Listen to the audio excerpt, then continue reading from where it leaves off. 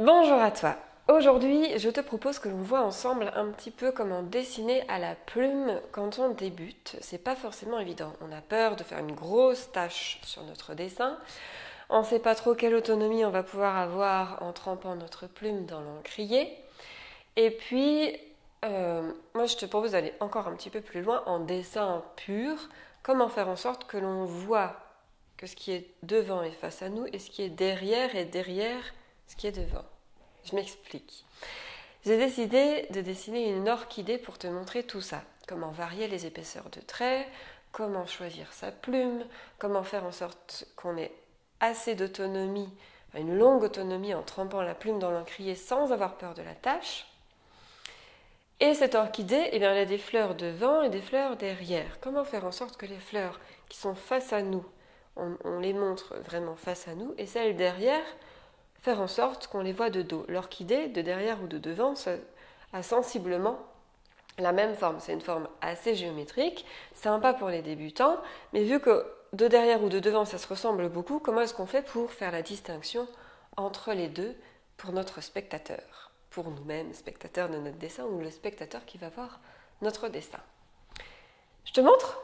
On y va, tout ce programme, comment choisir sa plume, dessiner à la plume et faire en sorte que devant soit devant et derrière, derrière. Je te montre, c'est parti. Aujourd'hui, j'ai vraiment envie de dessiner cette orchidée. Alors, je ne sais pas si tu la vois très très bien.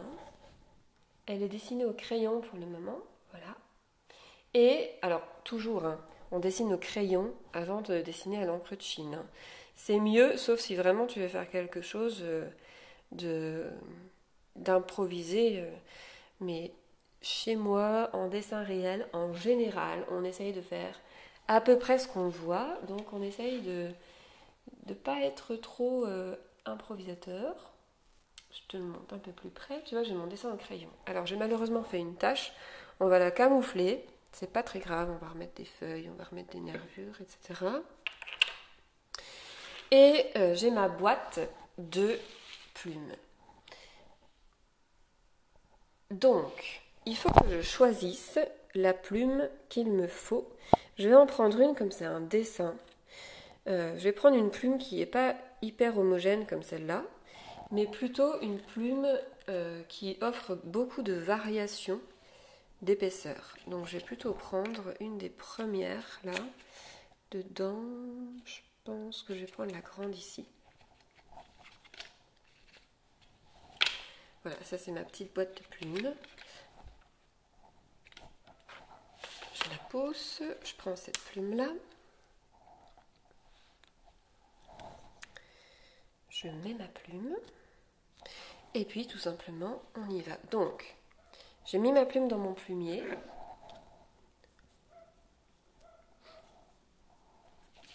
Pour tremper ma plume, je trempe ma plume. Je remplis le réservoir d'encre et j'essuie ma plume pour que ce soit homogène derrière. Et là, il ne reste plus qu'à varier les intensités, c'est-à-dire la force que je vais mettre sur ma plume pour faire plus ou moins épais.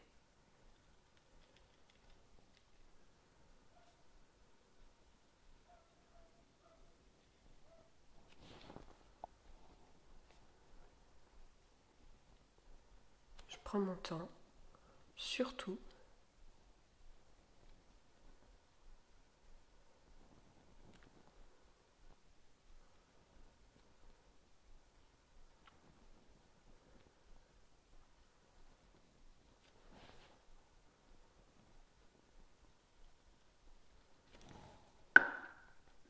Je retrempe, c'est ça que tu as entendu.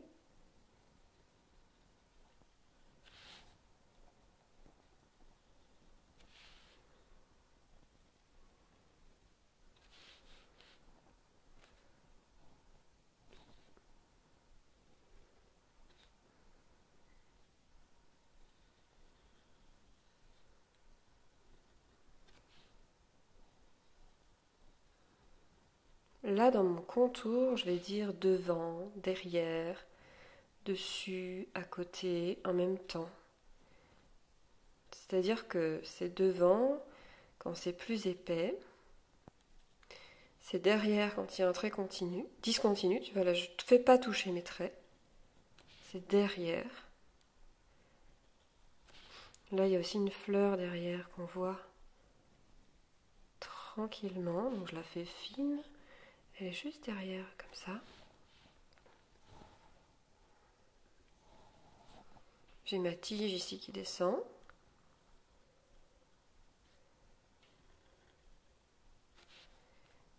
Une fleur qui y est accrochée. Un petit bourgeon ici.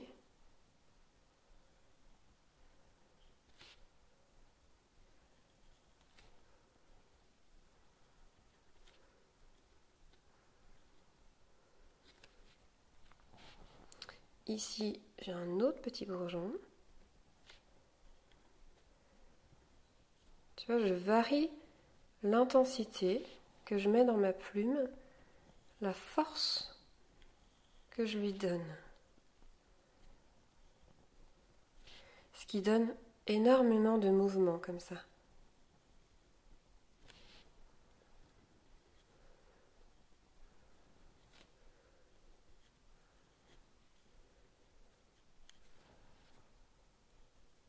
Voilà, je peux faire des petits détails si j'ai envie. Tu vois, je ne vais pas trop forcer. Tu sais que je suis pas super fan des détails. Je les aime bien, hein, mais juste avec parcimonie. Sinon, chez moi, ça fait des dessins trop chargés.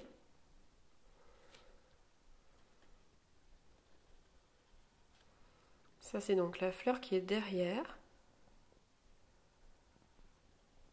Tu vois toute l'autonomie que j'ai avec ma plume. Je ne sais pas si j'ai rechargé là déjà, mais je crois pas. Ça, c'est parce que j'ai bien homogénéisé derrière ma plume au tout départ. Et donc là, il me reste la tige. Et tu vois aussi que j'ai pas de taches disgracieuses.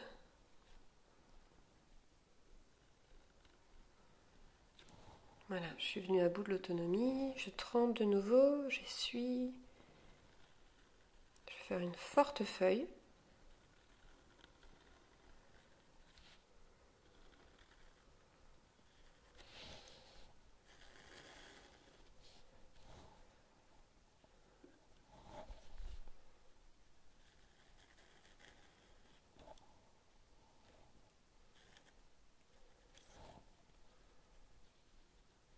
Alors, il faut vraiment que je retrempe jusqu'au réservoir, que j'essuie contre le pot, sinon ça ne marche pas.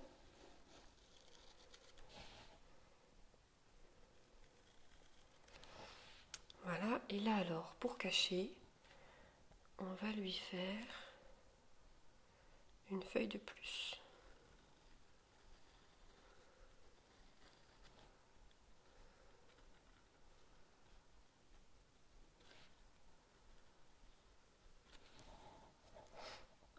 Avec cette fois pas mal de détails, on va lui rajouter des nervures.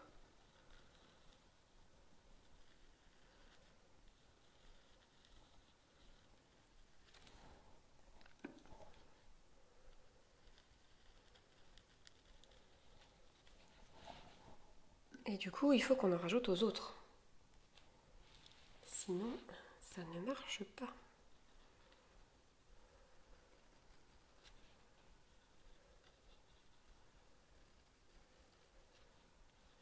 Là, j'appuie moins sur ma plume, hein, je vais faire des choses plutôt fines. Je vais redonner un tout petit peu de détails sur mes orchidées, mes fleurs, du coup, pour équilibrer un peu la chose.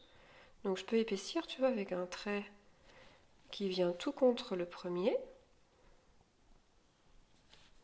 Ça lui donne tout de suite plus de caractère. Et puis, je peux faire aussi des petites, toutes petites myriades, enfin tu vois, comme un rayonnement, comme on pourrait appeler ça des nervures de pétales,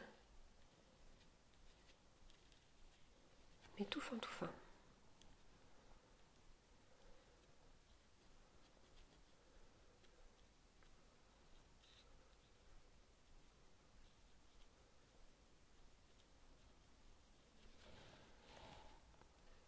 Ça me dérange vraiment.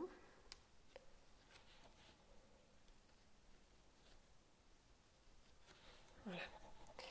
Et il me faut ma troisième feuille comme ça aussi. Alors je continue mes détails, je m'éparpille pas.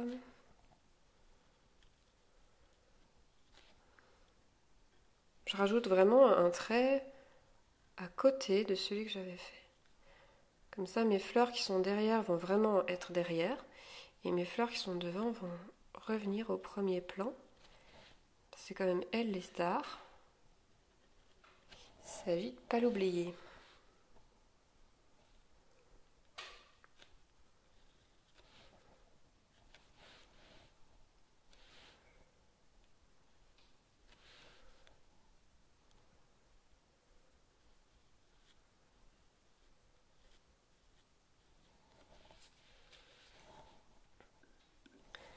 Voilà, je vais forcer un tout petit peu les bourgeons.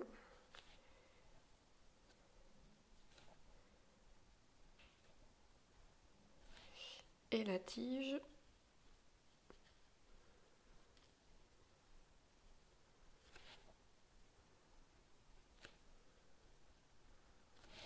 Et voilà, tu vois, mes fleurs sont revenues au premier plan.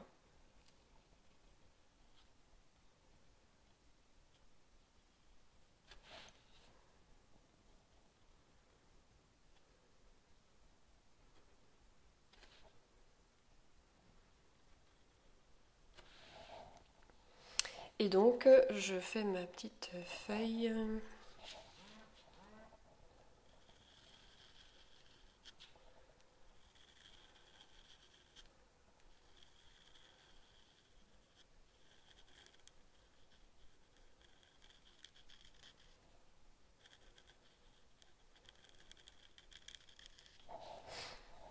Et voilà, il ne me reste plus qu'à signer. Et puis quand ce sera sec, et vraiment bien sec, on gomme le crayon. Voilà donc le résultat de cette orchidée qui en fait s'est retrouvée, donc ce que je te dessine en fait c'est une carte que j'ai offerte à ma voisine pour un événement particulier. Elle était très très contente, très touchée que j'ai dessiné spécialement pour elle. C'est en fait l'orchidée que je lui offre en même temps. Et cette astuce-là de vraiment dessiner à la plume, tu vois que c'est assez rapide. C'est une carte que j'ai faite là vraiment dans le temps que je t'ai montré. Et bien, c'est pas grand-chose pour avoir une carte vraiment personnelle pour la personne à laquelle tu l'offres. C'est un petit geste en plus. Et tu vois que avec ce petit geste dans l'encrier, qui recule sur le bord de l'encrier la plume, on n'a plus peur de la tâche et on a beaucoup d'autonomie. Voilà pour aujourd'hui. Si tu souhaites continuer avec moi, n'hésite pas à t'abonner à la chaîne, à me dire en commentaire si tu as aimé cette vidéo. Et puis, dis-moi en commentaire ce que tu voudrais dessiner à la plume et quels sont tes problèmes à la plume. Surtout, fais-m'en part et j'essaye de te répondre de la manière la plus simple et pédagogique possible. Et si tu souhaites tester vraiment ma pédagogie, alors je t'invite à t'inscrire à ma formation gratuite qui est juste en fiche ci-dessus, où tu vas pouvoir t'entraîner à dessiner ce que tu veux et quand tu veux. Dessiner ce que tu veux quand tu le souhaites. Sur ce, je te dis un grand merci et puis à très bientôt pour de nouvelles vidéos.